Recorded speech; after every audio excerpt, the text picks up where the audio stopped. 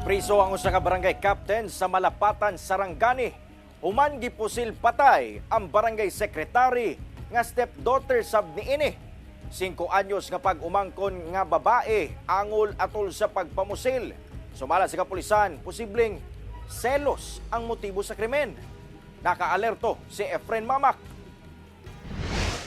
Balhog sa custodial facility sa Malapatan Police ang 49 anyos nga kapitan sa barangay Daan Suyan sa Malapatan, Sarangani. Kini human niini gipusil ang yang 32 anyos nga stepdaughter kinsa secretary sab sa maong barangay. Sumala sa investigasyon, anaa sa usa ka birthday celebration sa usa ka CAFGO member sa maong barangay ang biktima diyang miabot ang kapitan. Pasado alauna sa kadlawon ni atong Huwebes diyang namusil ang kapitan atol sa hitabo. Naigo sa wala nga kamot ang 5 anyos nga babaeng pag-umangkon sab sa kapitan nga anaa sa maong balay ni adtong tungura. Hindi pa ma-establish, no? But nung dumating yung kapitan doon, nakikipag-ando na yung barangay secretary niya, nakikipag-iinuman doon sa birthday na isang CAFGO.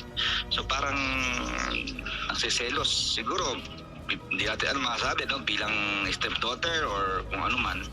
Gilayong gidala sa mga residente sa ospital ang barangay secretary ug pag-umangkon ni ini aron mapatambalan. Apan nakabsan gyapon sa kinabuhi ang maong barangay secretary human ang pipila ka oras gumikan sa mga igo sa bala sa lawas. Samtang padayon nagpaayo sa ospital ang pag-umangkon ni ini. Hinuon gilayong nadakpan ato sa hot pursuit operation sa kapulisan sa tabang sa mga residente ang kapitan. Matod sa kapulisan, giingong hubog ang kapitan ni atong tungura. Posible kining magatubang og kasong homicide ug paglapas sa Comelec gun ban kinsa wala pa miluwat og pahayag. Ginasulayan pa sa GMA Original TV1 Mindanao nga makuha og pahayag ang kabanay sa biktima. Kauban si Gary Balantay, Efren Mamak, 1 Mindanao.